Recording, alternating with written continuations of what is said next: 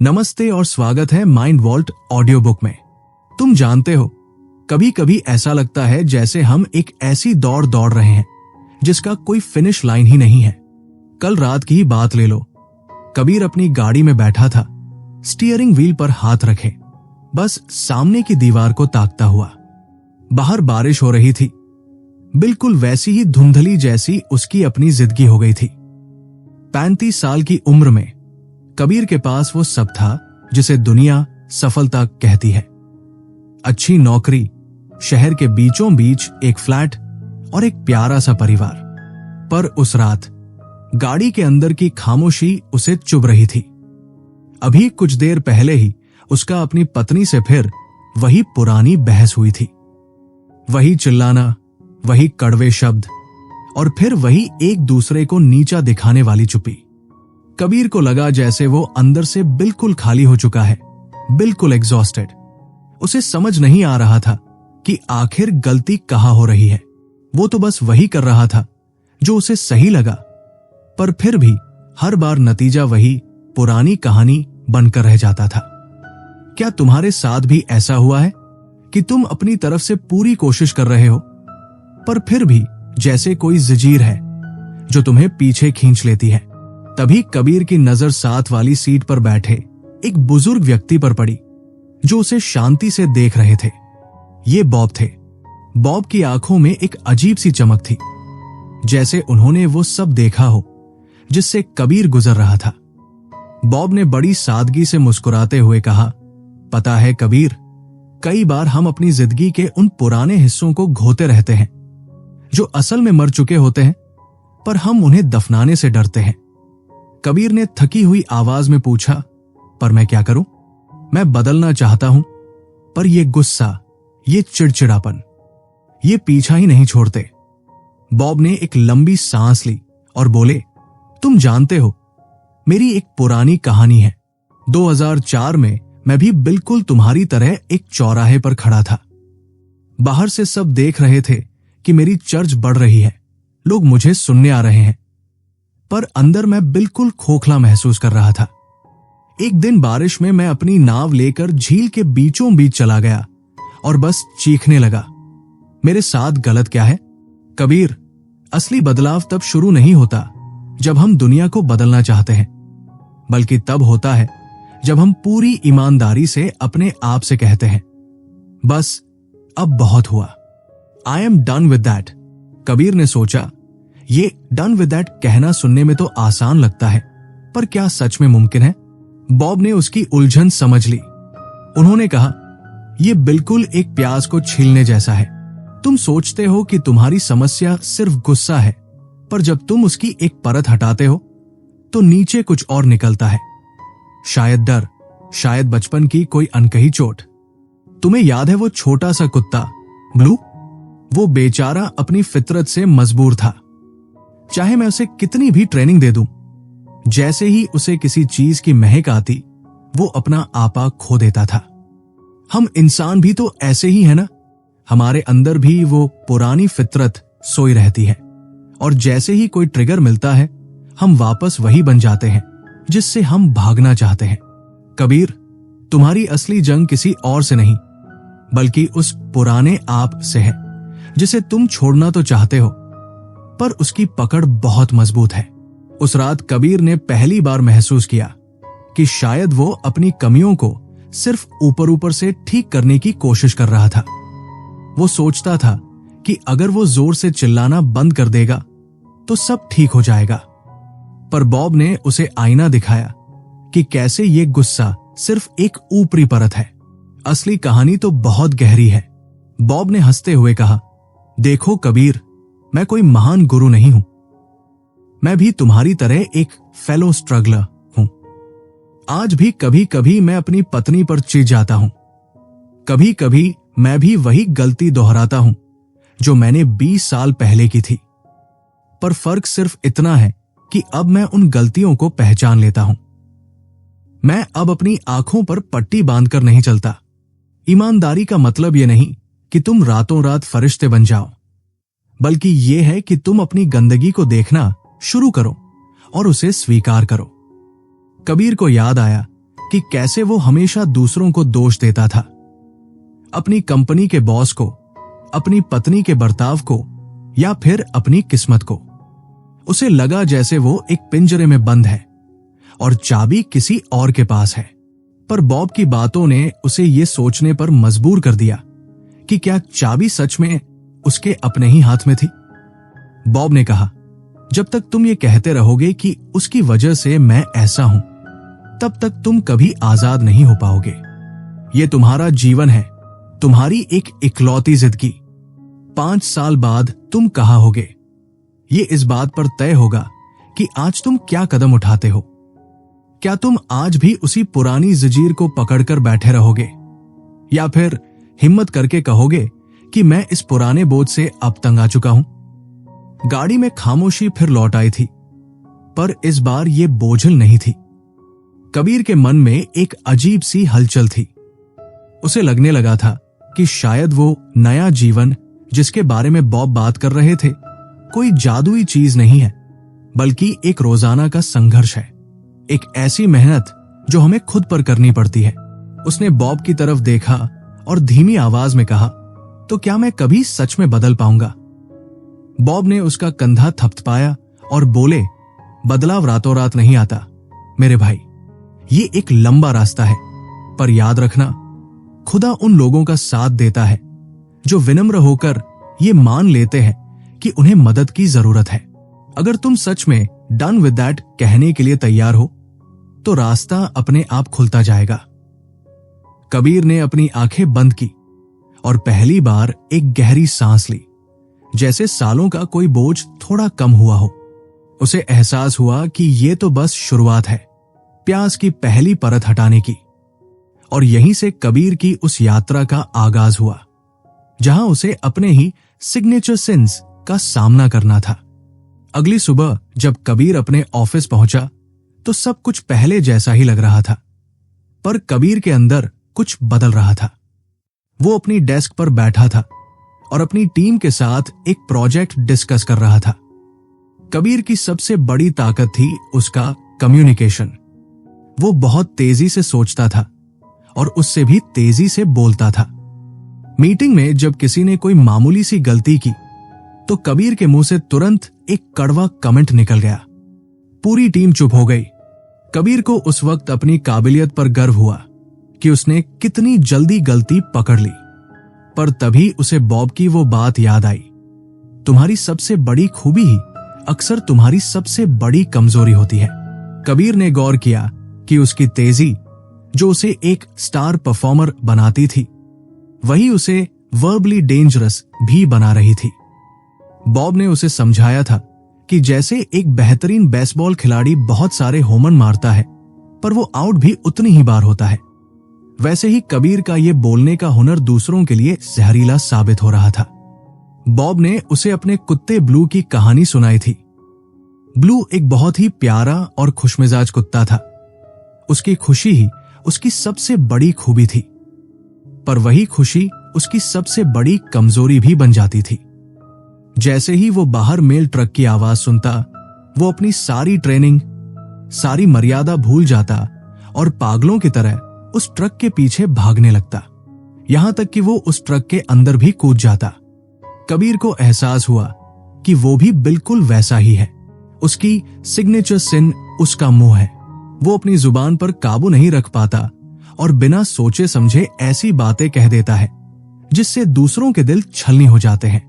Bible में भी लिखा है कि जुबान में जिंदगी और मौत दोनों की ताकत होती है। एक छोटी सी चिंगारी जैसे पूरे जंगल को जला सकती है। वैसे ही कबीर के कड़वे शब्द उसके रिश्तों के जंगल में आग लगा रहे थे। मीटिंग के बाद कबीर अपने केबिन में बैठा सोच रहा था कि बॉब ने उसे स्वूपिंग एंड पूपिंग के बारे में बताया था। ये शब्द सुनकर कबीर को पहले तो हंसी आई, पर फिर उसे अपनी हकीकत समझ आई। बॉब ने कहा था कि कुछ लीडर्स समुद्री बगुले की तरह होते हैं। वो अचानक किसी की डेस्क या केबिन पर झपट्टा से मारते हैं, स्वूप, वहां अपनी बातों की गंदगी फैलाते हैं, पूप, और फिर उड़ जाते हैं, ये सोचे बिना कि पीछे वाले इंसान पर क्या गुजरी। कबीर को याद आया कि वो कितनी बार अपने स्टाफ के क्यूबिकल्स में जाकर उन पर चिल्लाया था और फिर अपनी अगली मीटिंग के लिए निकल गया था। उसे लगता था कि वो फैक्ट्स बता रहा है, पर असल में वो लोगों के आत्मसम्मान को कुचल रहा था। बॉब ने उसे सुधार के लिए कुछ नए नियम बताए थे। पहला नियम था स्लो डाउन। बॉब ने कहा था कि उन्होंने खुद को ऑफिस में धीरे चलना सिखाया ताकि वो पागलों की तरह भागते हुए दूसरों पर बिना वजह न बरसे। कबीर ने आज इसे आजमाने की कोशिश की। जब वो लंच के लिए निकला तो वो जानबूझकर धीरे चला। उसने अपने दिमाग को शांत रखने की कोशिश की। दूसरा नियम था लीड विद क्वेश्चंस। जब उसका एक जूनियर उसे फाइल देने आया तो कबीर ने उसे डांटने के बजाय पूछा, क्या यह बात करने का सही वक्त है? या इस बारे में तुम्हारी क्या राय है? उसने महसूस किया कि जब वो सवाल पूछता है तो सामने वाला इंसान डरने के बजाय ज्यादा खुलकर बात करता है, पर यह सब इतना आसान नहीं था। कबीर के अंदर का पुराना इंसान बार बार बाहर आने की कोशिश कर रहा था। बॉब ने बड़ी पते की बात कही थी कि सिर्फ विल पावर काफी नहीं है। तुम चाहे कितनी भी कोशिश कर लो, सिर्फ अपने दम पर तुम अपनी पुरानी फितरत को नहीं बदल सकते। ये एक इनसाइड जॉब है जो खुदा की रूह के जरिए ही मुमकिन है। कबीर को अपनी हार स्वीकार करनी पड़ी। उसे लगा कि उसे हर पल खुदा की मदद की जरूरत है ताकि वो उस पुराने आप के चंगुल से निकल सके। शाम को घर लौटते वक्त कबीर को बॉब का 5वां नियम याद आया, साइकिल बैक। बॉब ने कहा था कि अगर कभी मुंह से कुछ गलत निकल जाए तो वापस जाकर माफी मांगने की हिम्मत रखो। कबीर को अपनी पत्नी के साथ हुई पिछली रात की बहस याद आई। उसका ईगो उसे रोक रहा था, पर उसके दिल में एक अजीब सी बेचैनी थी। उसने फोन उठाया और अपनी पत्नी को मैसेज किया, मैं कल रात के लिए माफी चाहता हूं। मैंने जो कहा वो बहुत गलत था। जैसे ही उसने मैसेज भेजा, उसे लगा जैसे उसके सीने से कोई भारी पत्थर हट गया हो। उसे अपनी असिस्टेंट की याद आई जिसने एक बार एक छोटी सी मजाक वाली बात के लिए भी वापस आकर माफी मांगी थी, क्योंकि उसे लगा कि शायद कबीर को बुरा लगा होगा। कबीर को एहसास हुआ कि माफी मांगना कमजोरी नहीं, बल्कि रूहानी तौर पर मैच्योर होने की निशानी है। वो समझ गया कि बदलाव का रास्ता सीधा नहीं है। कभी वो एक कदम आगे बढ़ेगा तो कभी 2 कदम पीछे, पर जरूरी ये है कि वो अब होश में है। वो अब अंधेरे में नहीं चल रहा। उसे अपनी सिग्नेचर सिन का पता चल गया है और उसने उस पर हमला करना शुरू कर दिया है। उसने बॉब की बातों से सीखा कि जब हम अपनी कमियों को पहचान लेते हैं तो वो कमियां हमें कंट्रोल करना बंद कर देती है। कबीर अब उस बाथ टाइम स्नोकलिंग से बाहर निकलकर हकीकत के समंदर में उतरने के लिए तैयार हो रहा था। उसे पता था कि अभी बहुत कुछ बदलना बाकी है, बहुत सारी परतों को हटाना है, पर उसे ये भी यकीन था कि वो अब अकेला नहीं है। उस शाम कबीर ने पहली बार अपने ऑफिस की खिड़की से डूबते हुए सूरज को देखा और उसके मन में एक ही ख्याल आया, मैं इस पुराने बोझ के साथ अब और नहीं जी सकता। I am really done with that. वो रविवार की एक सुस्त दोपहर थी। कबीर अपने लिविंग रूम के सोफे पर पसरा हुआ था। हाथ में रिमोट था और सामने टीवी पर कोई रैंडम मैच चल रहा था। बाहर धूप तेज थी, पर घर के अंदर सन्नाटा। कबीर का मन कल रात वाली बात के बाद थोड़ा हल्का तो था, पर एक अजीब सी बेचैनी अब भी उसका पीछा कर रही थी। उसने गौर किया कि जैसे ही उसकी पत्नी मीरा ने उससे किचन में थोड़ी मदद मांगी, उसके अंदर एक झुंझुनाहट की लहर दौड़ गई। यार, संडे का एक ही दिन तो मिलता है आराम करने के लिए, उसमें भी ये सब। ये शब्द उसके होठों तक आए ही थे कि उसने खुद को रोक लिया। उसे बॉब की बातें याद आने लगी।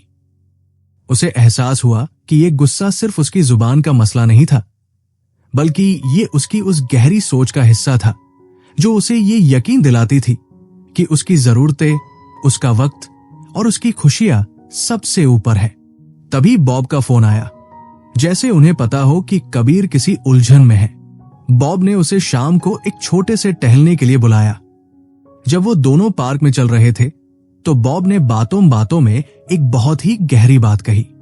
उन्होंने कहा, कबीर, पता है हमारी सबसे बड़ी समस्या क्या है? हम एक आई सेंटर्ड दुनिया में रहते हैं जहां हर चीज का केंद्र मैं हूं। मुझे क्या चाहिए? मुझे कैसा महसूस हो रहा है? मेरे साथ क्या गलत हुआ? बॉब ने मुस्कुराते हुए कबीर की तरफ देखा और पूछा, तुमने कभी गौर किया है कि जब हम ग्रुप फोटो देखते हैं तो हमारी नजर सबसे पहले किस पर जाती है? कबीर हंसा और बोला, जाहिर है खुद पर। बॉब ने सर हिलाया और बोले, यही तो जड़ है। हम अपनी ही फिल्म के हीरो, डायरेक्टर और प्रोड्यूसर बने बैठे हैं, और जब कोई दूसरा हमारी स्क्रिप्ट के हिसाब से नहीं चलता तो हमें तकलीफ होती है। बॉब ने उसे अपनी एक कहानी सुनाई। उन्होंने बताया कि कैसे एक दौर में वो अपनी चर्च को बढ़ाने के लिए इतने जुनूनी हो गए थे कि उन्हें लगने लगा था कि सब कुछ उनके इर्द गिर्द घूमता है। उन्हें लगता था कि अगर वो नहीं होंगे तो काम रुक जाएगा।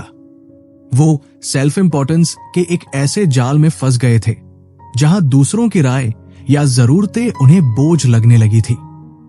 उन्होंने कहा, कबीर, ये पुरानी फितरत, ओल्ड नेचर बहुत चालाक होती है। ये हमें ये सिखाती है कि हम विक्टिम्स हैं, कि हमारे साथ नाइंसाफी हो रही है, और इसी चक्कर में हम दूसरों की खुशियों को नजरअंदाज कर देते हैं। कबीर को अपनी वो आदत याद आई जब वो शॉपिंग करने जाता था। उसे हमेशा सबसे अच्छी चीज चाहिए होती थी, सबसे पहले लाइन में खड़ा होना होता था, और अगर जरा भी देरी होती तो वो चिढ़ जाता था। उसे लगा कि ये सिर्फ बेताबी नहीं थी, ये एक तरह का सेल्फिशनेस था। बॉब ने उसे समझाया कि ये जो मैं, मेरा और मुझे वाला चक्कर है, ये एक काली खाई, ब्लैक होल की तरह है। तुम इसमें जितना भी डालोगे ये कभी नहीं भरेगा। तुम चाहे जितना पैसा कमा लो, जितनी शोहरत पालो, अगर तुम्हारा दिल सेल्फ सेंटर्ड है तो तुम हमेशा भूखे ही रहोगे। बॉब ने एक पेड़ की सूखी टहनी की तरफ इशारा करते हुए कहा, देखो इसे, ये टहनी पेड़ से जुड़ी तो है पर इसमें अब जान नहीं है, ये मर चुकी है। पर क्या तुम जानते हो, पेड़ इसे तब तक नहीं गिराता जब तक नीचे से नई कोपलें नहीं फूटती। कबीर, हमारा पुराना आप भी ऐसा ही है। वो तब तक नहीं मरेगा जब तक तुम अपने अंदर एक नई सोच, एक नया मकसद नहीं पालोगे। कबीर ने पूछा, तो ये नई कोपलें कैसे फूटेंगी? बॉब ने जवाब दिया, दूसरे के जूते में पैर रखकर देखो, एम्पैथी। जब तुम अपनी जरूरतों से ऊपर उठकर किसी और की जरूरत को देखते हो तो तुम उस काली खाई को भरना शुरू करते हो। कबीर को महसूस हुआ कि वो अब तक अपनी जिंदगी को एक बकेट लिस्ट की तरह जी रहा था, बस टिक करते जाओ और आगे बढ़ो। पर बॉब उसे सिखा रहे थे कि जिंदगी एक बकेट नहीं बल्कि एक चैनल होनी चाहिए जहां से चीजें गुजरे और दूसरों तक पहुंचे। बॉब ने एक बहुत ही मजेदार मिसाल दी। उन्होंने कहा कि अक्सर हम लोग उस बच्चे की तरह होते हैं जो अपने खिलौनों को छाती से चिपकाए बैठा रहता है कि ये मेरा है, जबकि असल खुशी उन खिलौनों को सबके साथ मिलकर खेलने में है। घर वापस आते वक्त कबीर का नजरिया थोड़ा बदलने लगा था। उसने देखा कि रास्ते में एक बूढ़ा आदमी भारी सामान लेकर जा रहा था। पहले का कबीर शायद अपनी गाड़ी का शीशा चढ़ाकर निकल जाता, ये सोचकर कि मुझे लेट हो रहा है, पर आज उसके अंदर कुछ अलग हुआ। उसने अपनी गाड़ी रोकी और बाहर निकलकर उन बुजुर्ग की मदद की। ये कोई बहुत बड़ा काम नहीं था, पर उस वक्त कबीर के चेहरे पर जो मुस्कान थी वो किसी भी बड़ी डील को जीतने वाली खुशी से कहीं ज्यादा गहरी थी। रात को जब वो बिस्तर पर लेटा तो उसने महसूस किया कि उसका ईगो थोड़ा कम शोर मचा रहा था। उसने मीरा से कहा, सॉरी, दोपहर में मैंने तुम्हारी बात को अनसुना कर दिया था। मुझे लगा मेरा संडे खराब हो रहा है, पर असल में मैं बस अपने बारे में सोच रहा था। मीरा की आंखों में जो हैरानी और फिर जो सुकून दिखा, उसने कबीर को समझा दिया कि बॉब की बातें सिर्फ किताबी दर्शन नहीं थी, वो तो जिंदगी जीने का एक बिल्कुल नया और खूबसूरत तरीका था। कबीर समझ रहा था कि डन विद दैट कहना सिर्फ एक बार का फैसला नहीं है, बल्कि हर पल का चुनाव है। ये चुनाव है सेल्फ से ऊपर उठकर सर्विस की तरफ जाने का। उसे अब भी डर था कि कल फिर शायद वो पुराना कबीर वापस आ जाए, पर अब उसके पास एक हथियार था, होश। वो जान गया था कि जब भी वो मैग के जाल में फंसेगा, उसे बस रुककर खुद से पूछना है, क्या मैं फिर से उसी पुरानी कब्र में जा रहा हूं? और उसे यकीन था कि अब वो उस कब्र का दरवाजा बंद करना सीख रहा है। बॉब ने उसे जो आईना दिखाया था, उसमें अब उसे अपना चेहरा साफ दिखने लगा था, बिना किसी नकाब के, बिना किसी ईगो के। ये सफर लंबा था, पर कबीर अब चलने के लिए तैयार था। महीने का आखिरी हफ्ता था और ऑफिस में प्रेशर अपनी चरम सीमा पर था। कबीर अपनी केबिन में बैठा लैपटॉप की स्क्रीन को घूर रहा था। उसके सामने एक रिपोर्ट खुली थी जिसमें पिछले क्वार्टर के सेल्स फिगर्स थे। आंकड़े उम्मीद से थोड़े कम थे, इतने कम कि अगर वो वैसे ही प्रेजेंट कर देता तो शायद उसके प्रमोशन की बात आगे के लिए टल जाती। उसके दिमाग में एक छोटा सा ख्याल आया, अगर मैं इस नंबर को थोड़ा सा बदल दूं, बस जरा सा राउंड कर दूं, तो किसी को पता भी नहीं चलेगा। आखिर ये कोई बहुत बड़ा झूठ तो नहीं है, बस थोड़ा सा प्रेजेंटेशन का तरीका है। पुराने कबीर के लिए ये बहुत आसान था। वो सालों से सफेद झूठ और छोटी मोटी चालाकियों के सहारे अपनी जिंदगी की गाड़ी चलाता आया था। उसे लगता था कि थोड़ा बहुत बढ़ा चढ़ाकर बोलना या कमियों को छुपाना ही तो स्मार्टनेस है। उसे बॉब की वो बात याद आई जब उन्होंने इंटेग्रिटी यानी ईमानदारी के बारे में बात की थी।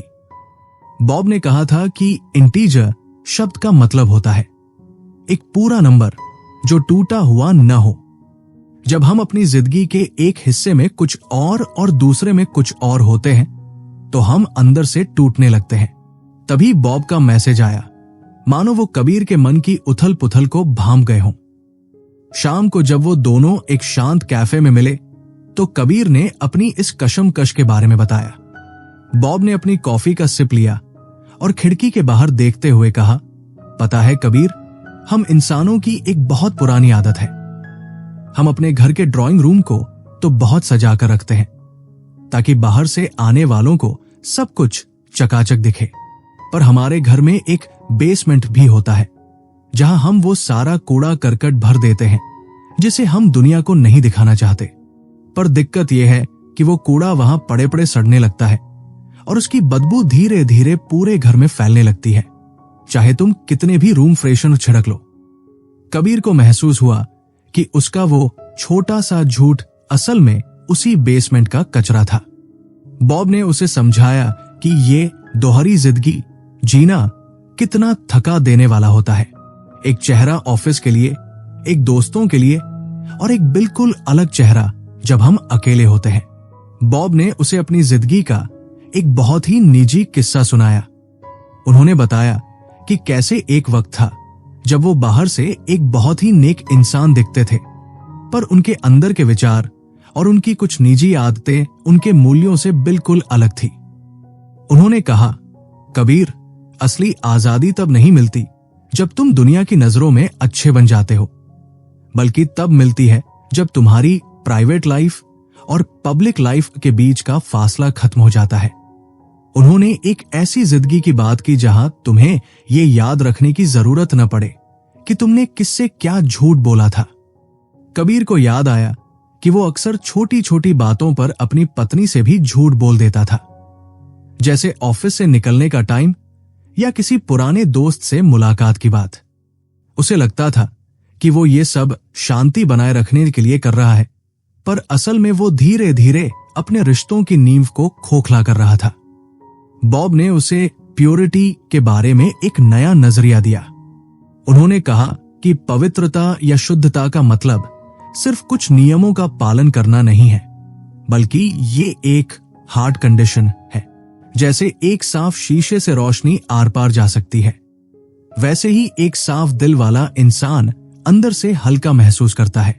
उन्होंने कबीर से पूछा, क्या तुम्हारे पास ऐसा कोई प्राइवेट कोना है जिसके बारे में तुम सोचते हो कि अगर किसी को पता चल गया तो क्या होगा? अगर है तो समझ लो कि तुम अभी भी उस पुरानी जिंदगी की जंजीरों में बंधे हो। कबीर ने अपनी आंखें नीची कर ली। उसे अपने फोन की उन ब्राउजर हिस्ट्री और उन सीक्रेट चैट्स का ख्याल आया जो उसने कभी किसी को नहीं दिखाई थी। उसे लगा जैसे उसकी जिंदगी का वो सड़ा हुआ बेसमेंट अब उसे सच में परेशान करने लगा है। बॉब ने बहुत ही शांति से कहा, कबीर, तुम्हें पता है सफाई कैसे होती है? तुम्हें बस उस बेसमेंट का दरवाजा खोलना है और रोशनी को अंदर आने देना है। ईमानदारी का पहला कदम है अपने आप से सच बोलना। जब तक तुम ये छुपाते रहोगे कि तुम अंदर से गंदे हो, तब तक तुम कभी साफ नहीं हो पाओगे। कबीर को लगा कि ये तो बहुत रिस्की है। अगर उसने सब सच कह दिया तो लोग क्या सोचेंगे? बॉब ने मुस्कुराते हुए कहा, लोग क्या सोचेंगे? इससे ज्यादा जरूरी यह है कि तुम अपने बारे में क्या सोचते हो। क्या तुम हर रात इस डर के साथ सोना चाहते हो कि कहीं कोई पकड़ा न जाए? या तुम उस सुकून के साथ सोना चाहते हो जहां तुम्हें कुछ भी छुपाने की जरूरत न हो? उस रात जब कबीर घर लौटा तो उसने अपने लैपटॉप की उस रिपोर्ट को देखा। उसकी उंगलियां कीबोर्ड पर रुकी हुई थी। फिर उसने एक लंबी सांस ली और उन आंकड़ों को वापस वैसा ही कर दिया जैसे वो असल में थे। उसने वो झूठा प्रमोशन दाव पर लगा दिया, पर बदले में उसे जो महसूस हुआ वो किसी भी इंक्रीमेंट से बड़ा था। उसने महसूस किया कि उसका सीना थोड़ा चौड़ा हो गया है। उसने अपनी पत्नी को पास बुलाया और उसे वो सारी छोटी छोटी बातें बता दी जो उसने पिछले कुछ हफ्तों में उससे छुपाई थी। वो बातें शायद बहुत बड़ी नहीं थी, पर उन्हें कहने में जो हिम्मत लगी उसने कबीर को अंदर से मजबूत बना दिया। उसकी पत्नी की आंखों में थोड़े आंसू थे, पर वो आंसू दुख के नहीं बल्कि एक नए भरोसे के थे। कबीर को लगा जैसे उसने अपने उस बेसमेंट का दरवाजा पहली बार खोल दिया है।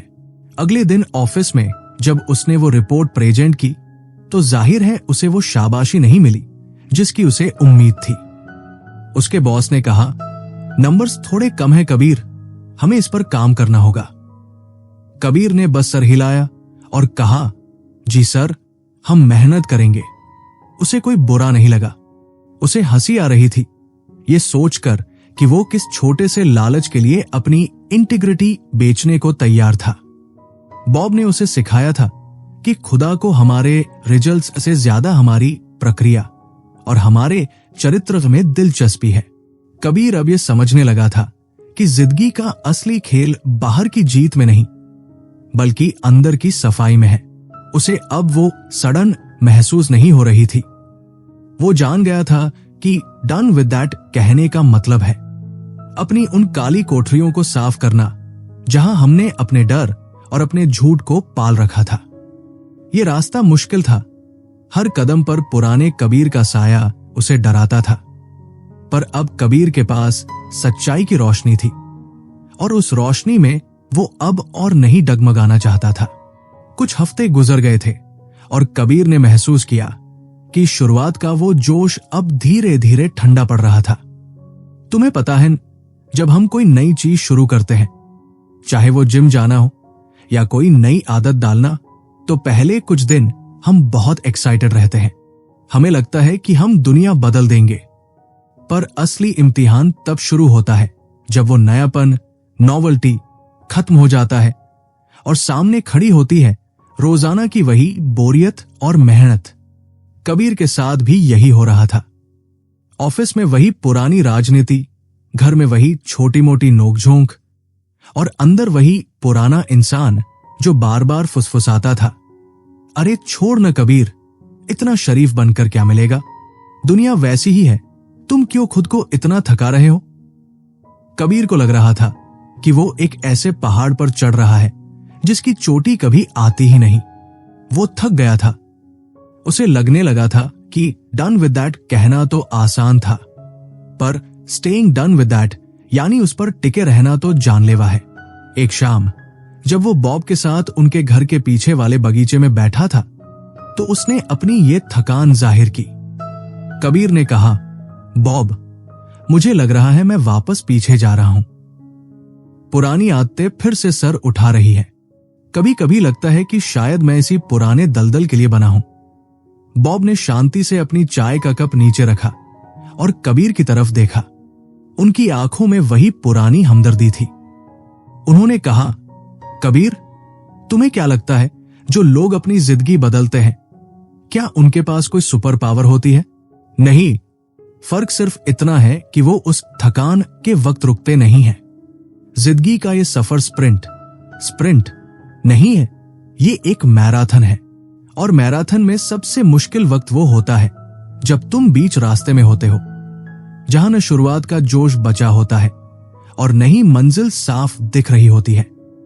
बॉब ने बताया कि कैसे जब वो अपनी चर्च को लीड कर रहे थे तो कई बार उन्हें भी ऐसा ही महसूस होता था।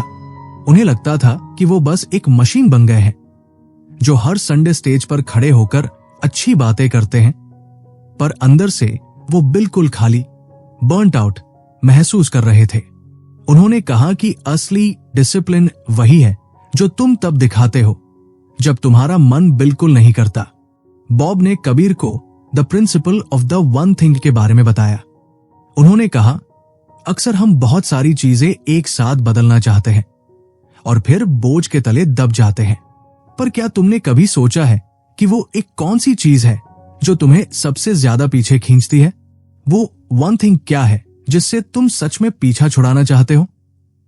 कबीर ने अपनी आंखें बंद की और अपनी उस पुरानी कमजोरी के बारे में सोचा, उसकी बेताबी, इंपेशेंस और दूसरों पर कंट्रोल करने की चाहत। बॉब ने आगे कहा, देखो कबीर, जिंदगी में कुछ भी कीमती चीज मुफ्त में नहीं मिलती। हर बड़े बदलाव की एक कीमत होती है, इसे कॉस्ट ऑफ ग्रोथ कह लो। अगर तुम उस पुराने कबीर को मारना चाहते हो तो तुम्हें उस दर्द को सहना होगा जो उसे मारने में होता है। ये बिल्कुल वैसा ही है जैसे एक मूर्तिकार पत्थर को तराशता है। वो पत्थर को चोट पहुंचाता है, पर वो चोट उसे दुख देने के लिए नहीं, बल्कि उसके अंदर छिपी मूरत को बाहर निकालने के लिए होती है। बॉब ने कबीर को एक और गहरी बात समझाई।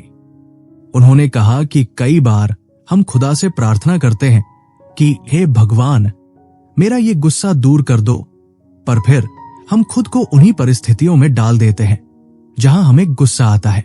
ये तो वैसा ही हुआ जैसे तुम आग में हाथ डालो और कहो कि मेरा हाथ न जले। बॉब ने उसे समझाया कि स्पिरिचुअल स्ट्रेंथ कोई ऐसी चीज नहीं है जो आसमान से अचानक गिरती है। ये तो उन छोटी छोटी आदतों से बनती है जो हम रोज करते हैं। बॉब ने अपनी मिसाल देते हुए कहा कि कैसे वो रोज सुबह जल्दी उठकर शांति में बैठते हैं, खुदा के शब्दों को पढ़ते हैं और खुद को याद दिलाते हैं कि आज का दिन उन्हें कैसे जीना है। उन्होंने इसे एंकरिंग द सोल कहा। अगर तुम्हारी नाव का लंगर, एंकर, मजबूत नहीं तो लहरें तुम्हें कहीं भी बहा ले जाएंगी। कबीर को एहसास हुआ कि उसने पिछले कुछ दिनों से वो शांति और वो अकेलापन खो दिया था। वो बस भाग रहा था और भागते भागते वो अपनी ही आत्मा की आवाज सुनना भूल गया था। बॉब ने मुस्कुराते हुए कबीर से पूछा, क्या तुम्हें याद है वो रात जब होराशियो स्पैफोर्ड ने अपना मशहूर गीत it is well with my soul लिखा था? कबीर ने नाम में सर हिलाया। बॉब ने बताया कि स्पैफोर्ड ने वो गीत तब लिखा था जब उन्होंने अपनी 4 बेटियों को एक जहाज दुर्घटना में खो दिया था। जिस जगह उनकी बेटियों की मौत हुई थी, उसी समंदर के बीच से गुजरते हुए उन्होंने लिखा था कि चाहे लहरें कितनी भी ऊंची क्यों न हो, मेरी आत्मा में सुकून है। बॉब ने कहा, कबीर, असली फेथ या असली कैरेक्टर वो नहीं है जो धूप वाले दिनों में दिखता है। वो तो तब निखरता है जब तुम तूफानों के बीच खड़े होते हो और फिर भी ये कह पाते हो कि मैं टूटूंगा नहीं। तुम्हारी ये थकान, ये कशमकश, ये सब इसी प्रोसेस का हिस्सा है। इसे दुश्मन मत समझो, इसे अपना उस्ताद, टीचर समझो। ये तुम्हें मजबूत बना रही है। बातों बातों में शाम ढल गई थी और ठंडी हवा चलने लगी थी। कबीर ने महसूस किया कि बॉब की बातों ने उसके अंदर की उस बुझती हुई लौ को फिर से हवा दे दी थी। उसे समझ आया कि वो अपनी ताकत पर बहुत ज्यादा भरोसा कर रहा था। वो सोच रहा था कि वो अपने विल पावर से सब ठीक कर लेगा, पर असल में उसे उस हायर पावर की जरूरत थी जो उसे तब संभाल सके जब वो खुद को संभालने के लायक न रहे। बॉब ने उसे एक बहुत ही व्यावहारिक सलाह दी। उन्होंने कहा, कबीर, जब भी तुम्हें लगे कि तुम हार रहे हो तो बस अगले 10 मिनट के बारे में सोचो। ये मत सोचो कि तुम पूरी जिंदगी कैसे बदलोगे। बस ये सोचो कि अगले 10 मिनट मैं कैसे एक बेहतर इंसान बन सकता हूं। छोटी जीत, स्मॉल विंस ही बड़े बदलाव लाती है। उस रात कबीर ने अपने कमरे में बैठकर एक डायरी लिखी। उसने उन सारी जीत और हार को दर्ज किया जो उसने पिछले कुछ हफ्तों में देखी थी। उसने महसूस किया कि हालांकि वो कई बार गिरा था, पर हर बार वो पहले से थोड़ा जल्दी उठ खड़ा हुआ था। यही तो प्रगति है। उसे बॉब की वो बात याद आई कि खुदा को हमारी परफेक्शन नहीं बल्कि हमारी डायरेक्शन से मतलब है। अगर हमारा चेहरा सही दिशा में है तो हम गिरकर भी मंजिल की तरफ ही बढ़ रहे हैं।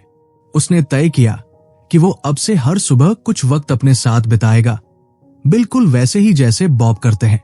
उसने अपने फोन में एक रिमाइंडर लगाया, done with the old, reaching for the new. Kabir को एहसास हुआ कि जो पुराना कबीर था वो एक भारी ओवरकोट की तरह था जिसे उसने सालों से पहन रखा था।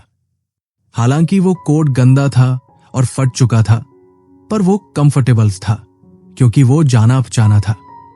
नया जीवन तो एक नई खाल की तरह है जो शुरू में थोड़ी कच्ची और संवेदनशील लगती है, पर वो जिंदा है। उसने अपनी खिड़की से बाहर देखते हुए सोचा कि कल सुबह जब वो उठेगा तो वो फिर से उस वन थिंग पर काम करेगा। वो अब उस dark night of the soul से डरने के बजाय उसे गले लगाने के लिए तैयार था, क्योंकि उसे पता था कि सूरज निकलने से पहले ही सबसे ज्यादा अंधेरा होता है। बॉब ने उसे जो हिम्मत दी थी वो अब उसके रग-रग में दौड़ रही थी। उसे लग रहा था कि वो अब सिर्फ सर्वाइव नहीं कर रहा, बल्कि वो सच में जीना शुरू कर रहा है। उस रात कबीर को एक ऐसी नींद आई जो उसने सालों से महसूस नहीं की थी। एक गहरी, बेखौफ और उम्मीद से भरी नींद।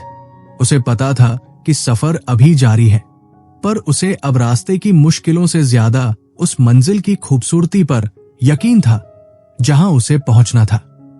डन विद दैट अब उसके लिए सिर्फ एक नारा नहीं था, बल्कि उसकी सांसों का हिस्सा बन चुका था। सफर अब अपने उस मोड़ पर आ गया था जहां रास्ते खत्म नहीं होते, बल्कि और ज्यादा साफ दिखने लगते हैं। कबीर ने महसूस किया कि डन विद दैट कहना सिर्फ एक पुरानी जिंदगी को छोड़ना नहीं था, बल्कि एक नई दुनिया में कदम रखना था जहां नियम और कायदे अलग थे। पिछले कुछ महीनों में उसने अपने गुस्से, अपनी जुबान, अपने झूठ और अपनी सेल्फ सेंटर्ड सोच पर काम तो किया था, पर उसे अब भी लग रहा था कि एक आखिरी गांठ अभी भी बची हुई है। वो गांठ थी कड़वाहट, बिटरनेस।